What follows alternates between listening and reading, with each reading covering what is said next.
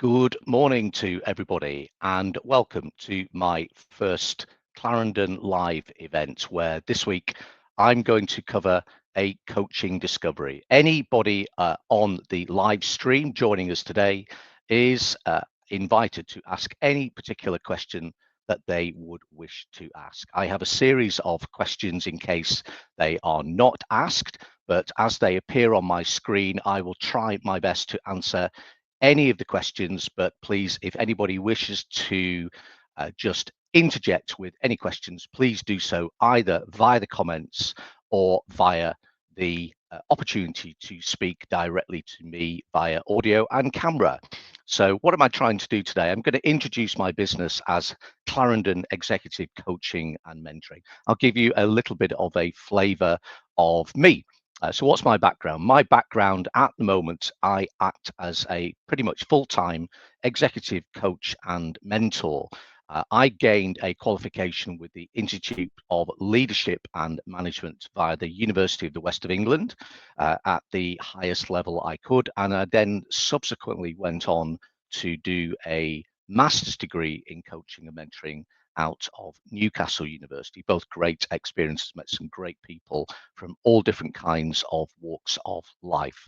Prior to that, I actually spent 25 years as a main board CFO in various kinds of entities. So I've worked for venture capital backed industries in two C-suite CFO roles.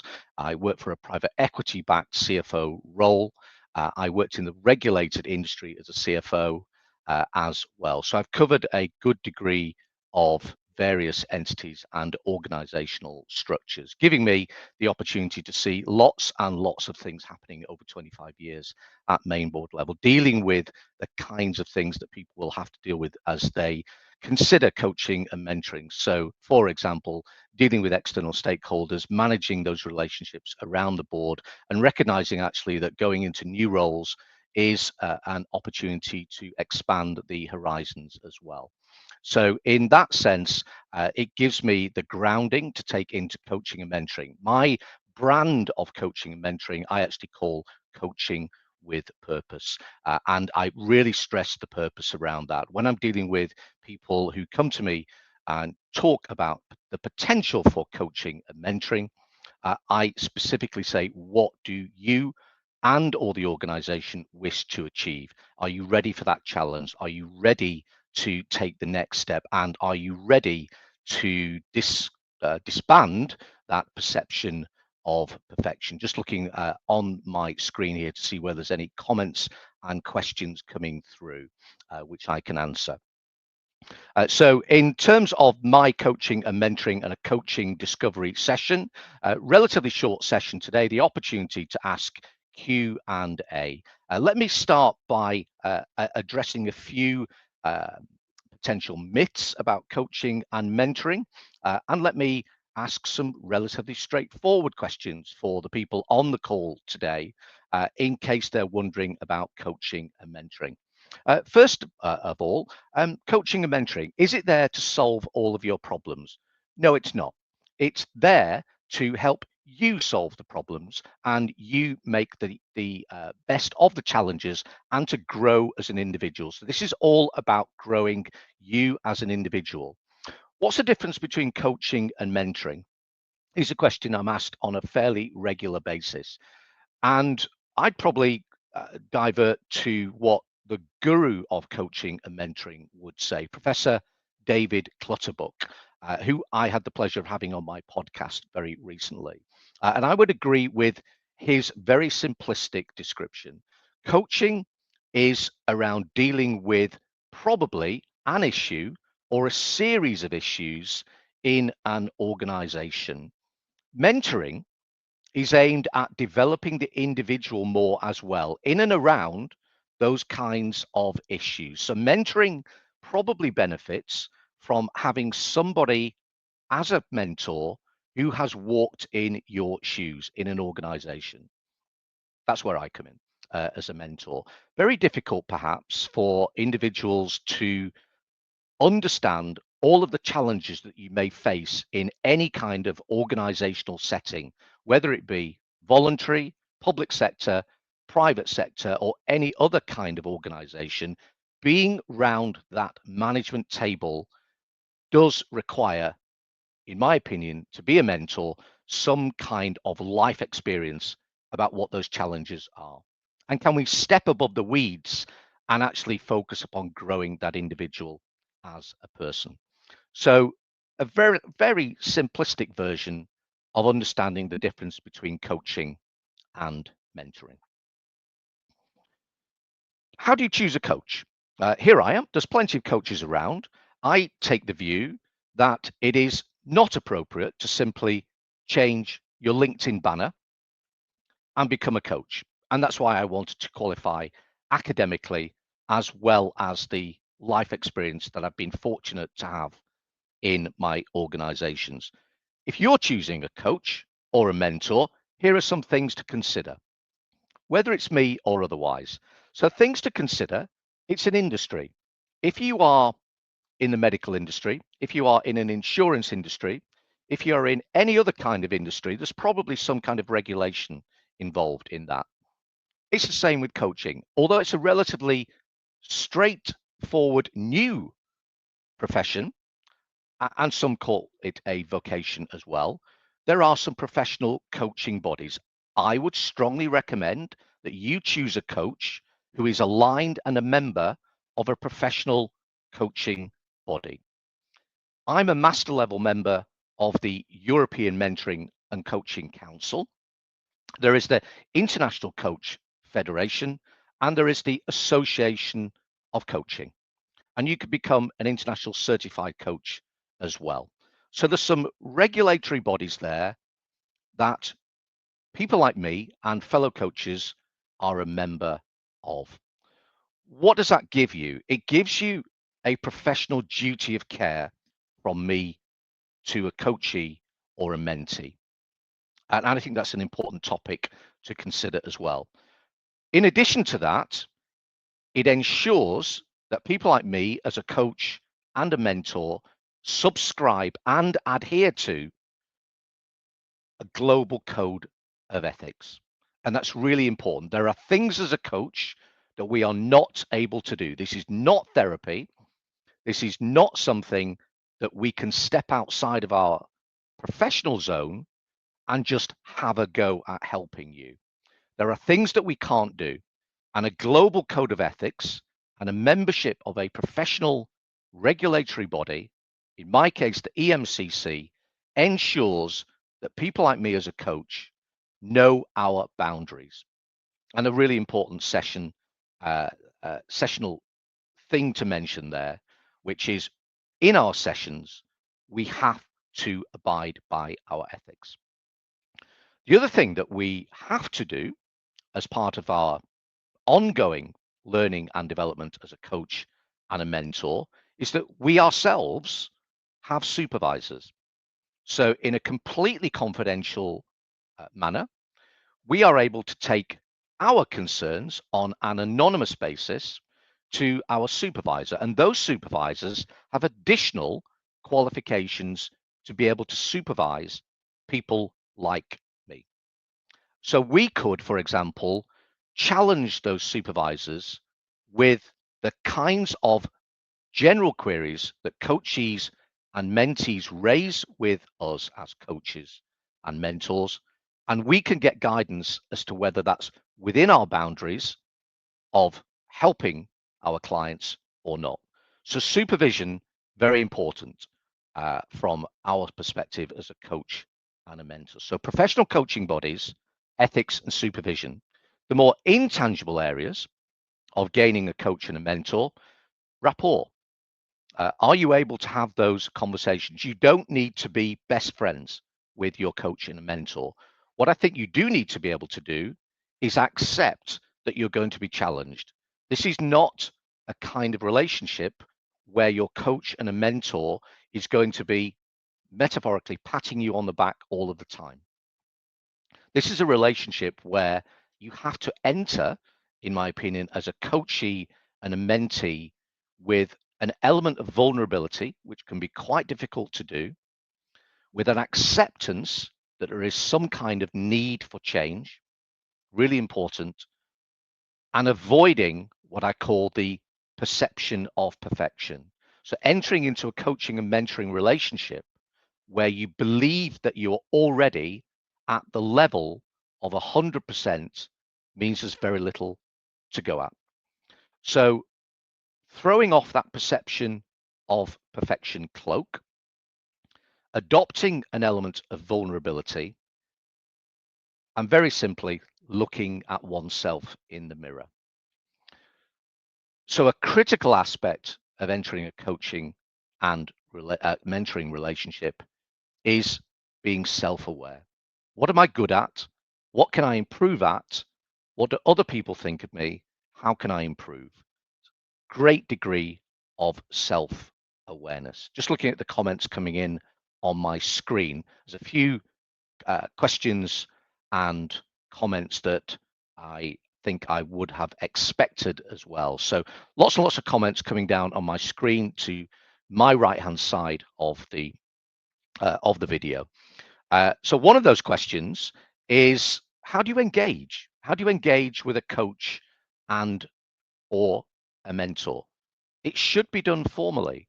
I have a 1.5-page engagement. Let's call it a contract. It's nothing near the kind of legal contract that you might see in other forms, but it is a formal engagement. What it does do, it would give you that professional duty of care from me as a coach and a mentor to you as a client. It would set out the parties to the coaching and mentoring relationship. Is it an individual as coachee with me as a coach? Is there a third party involved, such as an organization? They may well be paying the bills. They may not, but they may well be party to financially or otherwise sponsoring you to be a client of Clarendon Executive Coaching and Mentoring. So that needs to be in the engagement. The financials need to be in there. I have a view that with Clarendon Executive Coaching and Mentoring, I don't have any notice period at all. So and I also have backed that up by saying it's a no fault termination basis as well. So however many sessions in, anybody can terminate the relationship on a no fault basis. There's no need to fall out. There's no need to explain why. If it's a variety of circumstances, could be financial, could be something else, could be, do you know what? It's just not for me. No fault termination basis with me. But you could in the engagement contract suggest that we expect, for example, to have, for instance, 6 sessions over a period of 6 months, broadly speaking, 1 a month. So it would set out that kind of structure to a coaching relationship. It would give you, in my case, my European Mentoring and Coaching Council membership number. It would give you the direct link to the Global Code of Ethics to see what I subscribe to. As part of the first session, or maybe the pre-session, the preamble, it might be an opportunity to set out in an appendix in that engagement letter, for example, the kinds of things that you anticipate you wish to discuss as a client. My personal experience as a coach and a mentor is that quite regularly, 3 or 4 sessions in, those objectives, those challenges begin to change. Once the rapport develops, you actually perhaps develop different things to address either organizationally or individually. So it would set that out. But with me, it's a formal engagement structural letter more than a contract. It gives you the framework, it clarifies who's involved, it gives you the ethical guideline link, and it clarifies potentially what the general aims of the coaching and mentoring are for the engagement.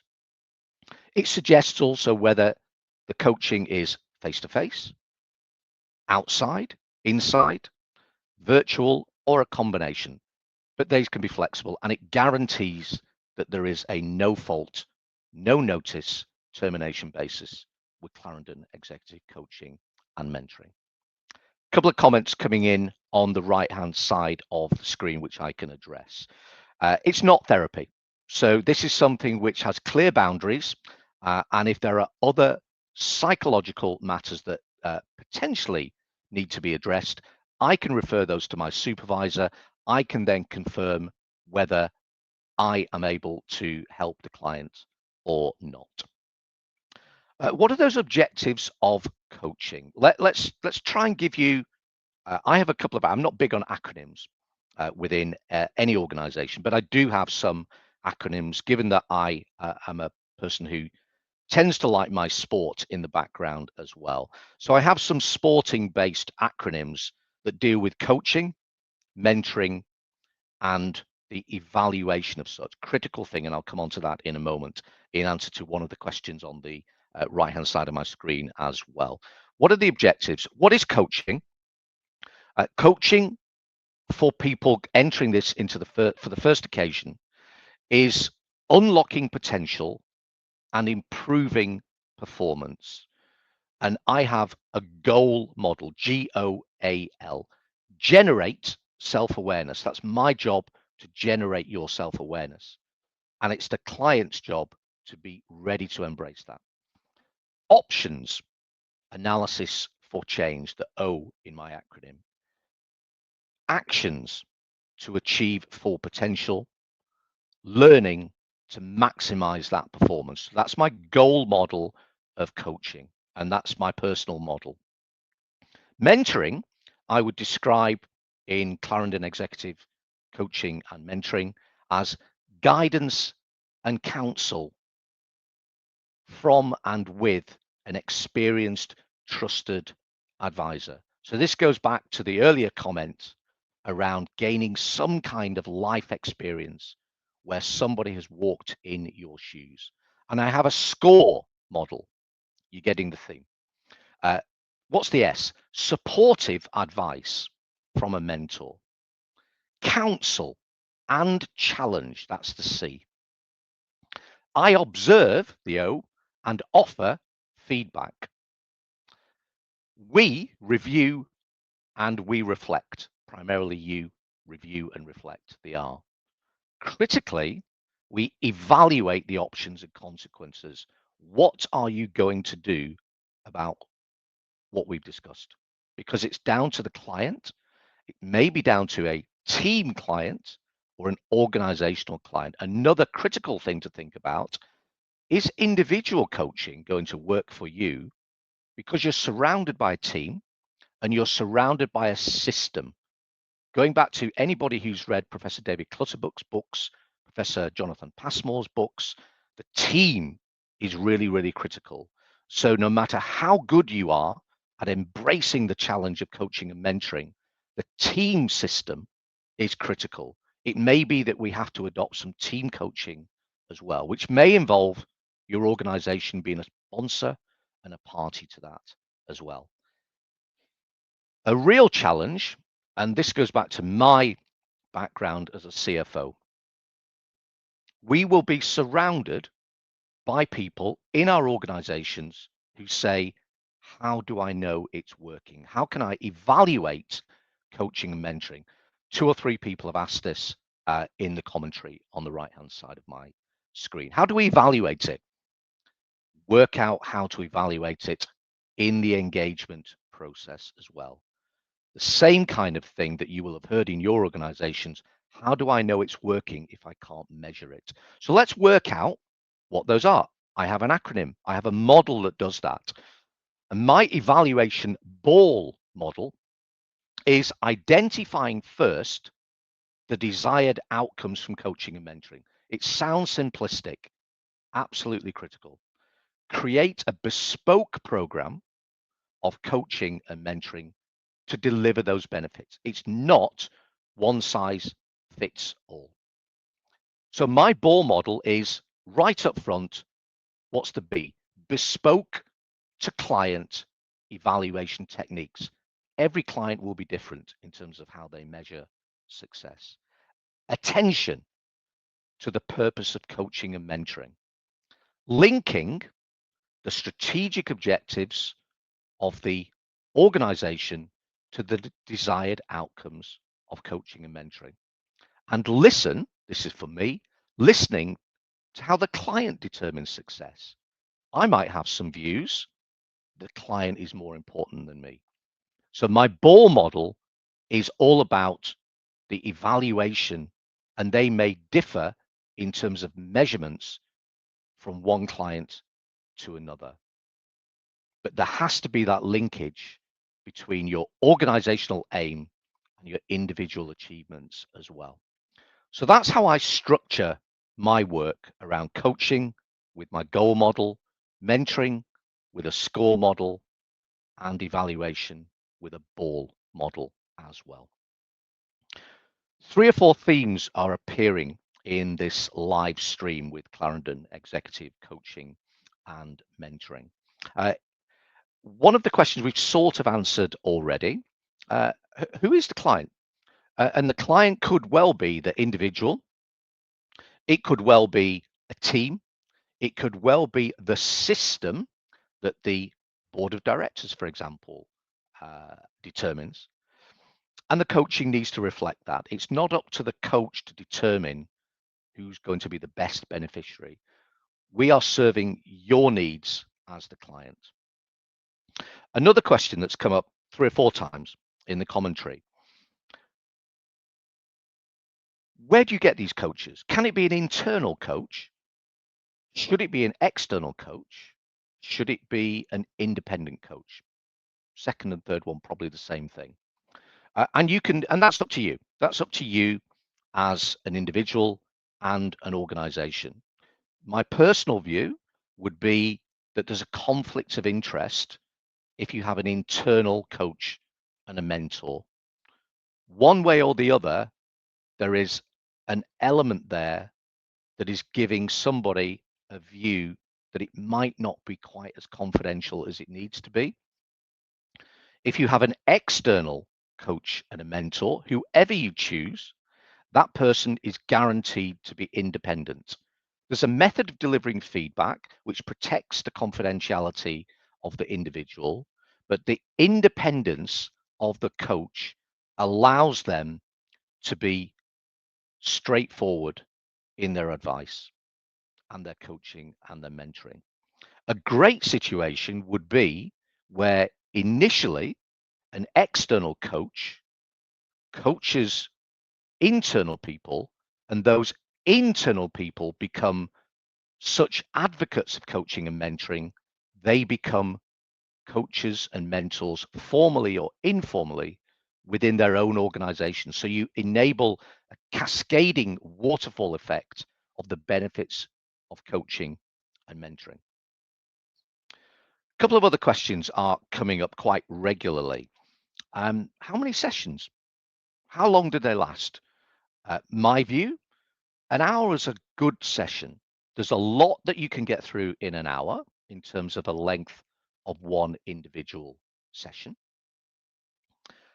And initially, I work on the basis that 6 sessions enables you to address the issues, make progress with any issues, and develop the mentoring if it's a mentoring scheme as well.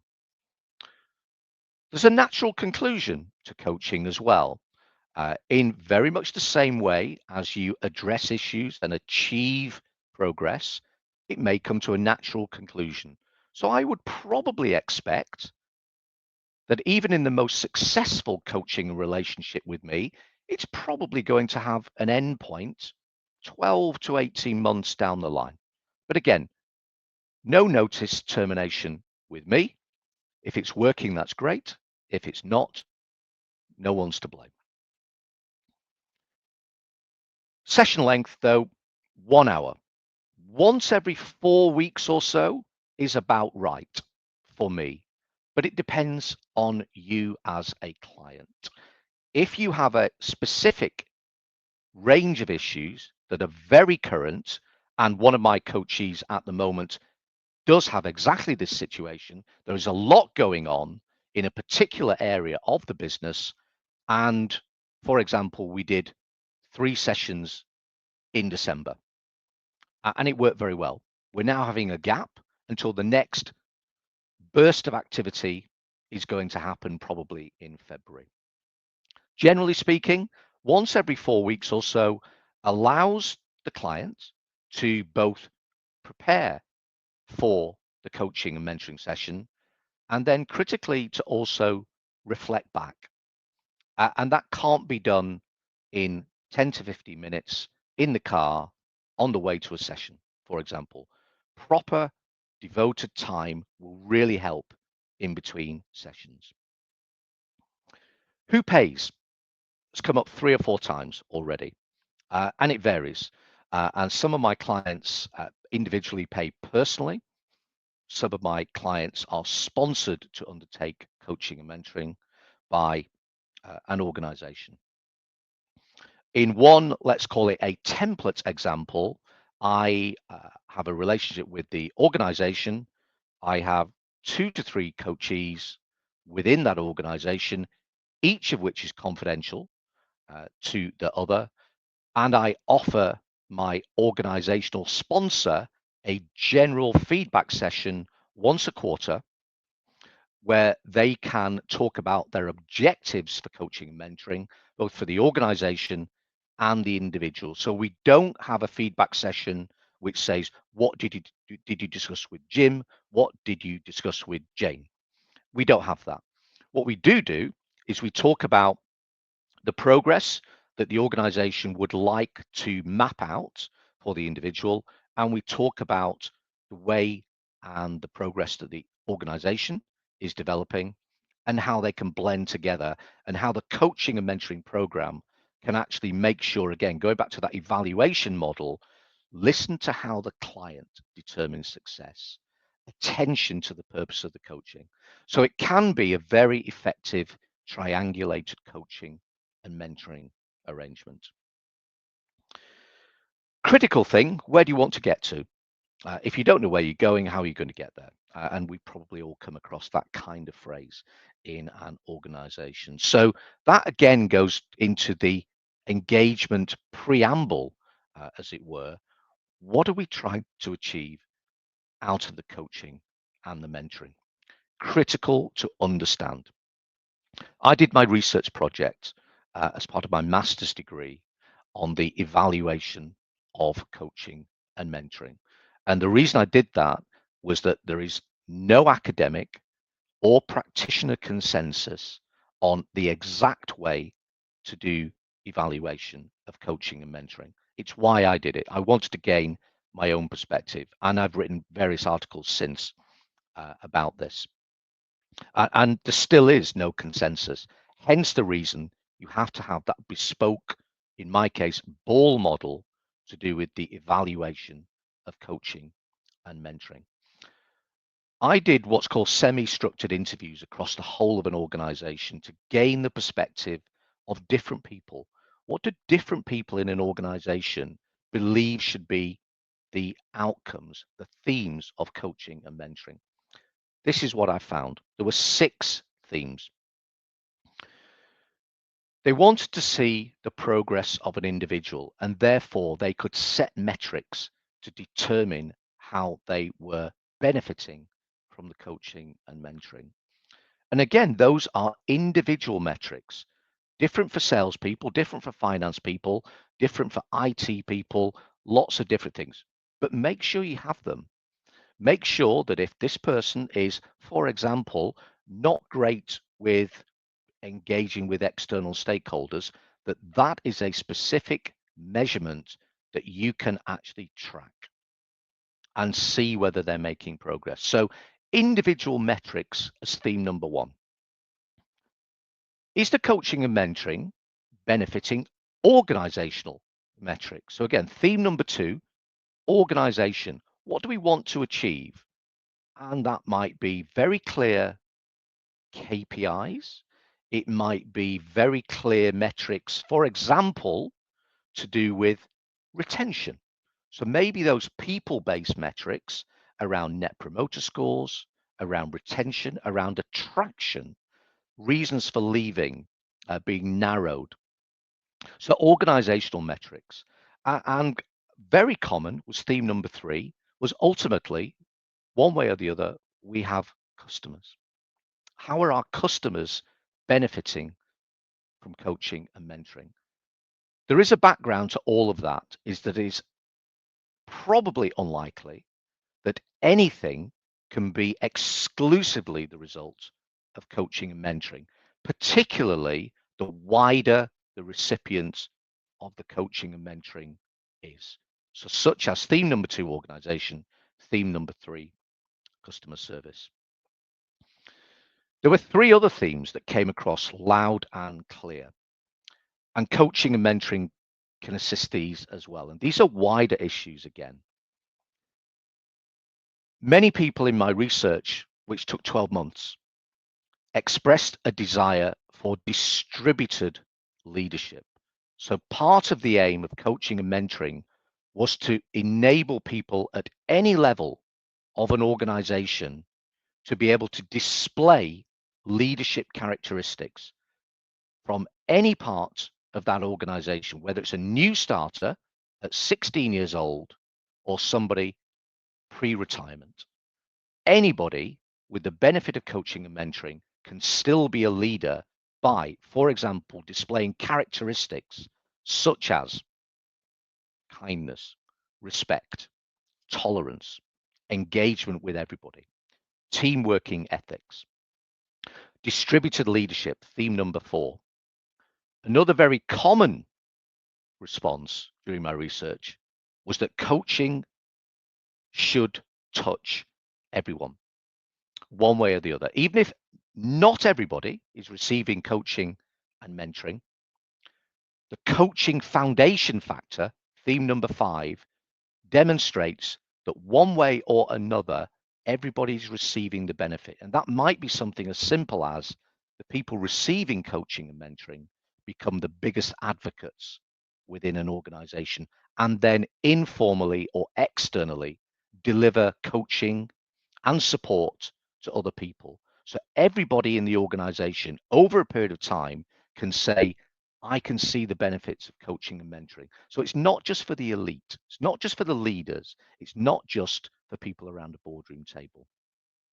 And then one area, theme number 6, which I wasn't necessarily expecting, was that coaching and mentoring should have a wider purpose. What are we here for? What's the purpose of the organization? And by that, I don't mean delivering profits and delivering dividends, for example, to shareholders. Can we link it to, for example, the United Nations Sustainable Development Goals? And one of those, for example, is gender equality, for example. Another one is delivering good quality economic growth. So is there an opportunity for everybody in the organization to say, do you know what, my organization and me as an individual, we're aiming towards equality.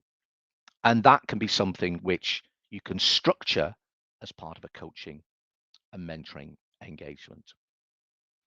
Just about covered virtually all of the questions, just scanning the questions on the streaming commentary on my screen. Just about covered everything. Another question just come up actually. In the sessions themselves, the question is, who does most of the talking? In general, it should probably be me listening 90% of the time and me talking. Do I deliver feedback is another one. Yes, I do. So I would prepare my own notes and I would use that out of one session, maybe to form the recap stroke agenda for the next session. Pretty much wrapped up the questions. This has been my first live stream Clarendon Executive Coaching event, a coaching discovery session. Here are some things and some areas where you can contact me. I have my own website, so www.Clarendon Executive Coaching and Mentoring is clarendoncoaching.com. So www.clarendoncoaching.com, that's my website. You can find out all about me and the kind of coaching that I undertake. That also includes references to my weekly podcast, which is available on my YouTube channel. So I deliver a weekly podcast where I have guests from all kinds of organizations and sectors, and we cover leadership, team building, and coaching and mentoring. Some great stories on there from some unbelievably inspirational individuals. So Clarendon Chronicles is available each Wednesday via my YouTube channel, which is www.youtube.com/ at Jeremy Earnshaw, all one word. And you can find my Clarendon Chronicles there and on my website as well. Each Tuesday, I deliver my Clarendon Insights video short. And I call it a 2-minute takeaway on topical issues of the day. Literally 2 to 3 minutes, anything that's happening around the world, in fact, of that week. And for example, a couple of weeks ago, we covered the opportunity to maybe address whether we can or can't build 1.5 million homes in the next 5 years. I have an element of a background in the housing and real estate sector. And I also covered, for example, the 5-year OBR review, which formed the basis of the budget in the UK in October. So quite varied things. I also covered, for example, the termination of the sporting director of Manchester United FC as well. So a whole range of things, whatever's topical that week. 2-minute takeaway on topical issues of the week. You can subscribe to my Clarendon Compass newsletter, Navigating Executive Success. And I also deliver executive education, and that is within my Clarendon Masterclass brand. And I also cover Masterclass Clarendon Masterclass on demand, where I have pre-recorded coaching sessions on individual topics that you can subscribe and pay for. And it's on demand, therefore you can draw it down and watch and learn in bite-sized chunks whenever's convenient for you. So these would be between 10 and 25-minute videos with tutorials, and you can draw those down. And if you need to do that on a Saturday or a Sunday or in an evening or early morning, you can do that whenever you wish. So that's my Clarendon Masterclass on demand brand. You'll very easily find me on LinkedIn. You found me here today. Not too many of us called Jeremy Earnshaw. You can find me on LinkedIn. And on my website, there are testimonials as well from a whole range of coachees and mentees. Thank you for listening today. Thank you for the questions that came in. I will put this on my YouTube channel for any further references. Any queries, you can contact me direct on either through my LinkedIn profile, through messaging, or my email address is jeremy.earnshaw@clarendoncoaching, all one word, .com. This has been my very first Clarendon Executive Coaching and Mentoring live event streaming via LinkedIn. Thank you for your attention today. I'm going to close with an outro which references my Clarendon Chronicles podcast. All of my podcasts available on my YouTube channel, youtube.com/at Jeremy Earnshaw. Thank you again for your valued attendance today. It's been really good seeing the questions come up. And until the next event, planning to do these once a month. Thank you very much for your attendance. Bye for now.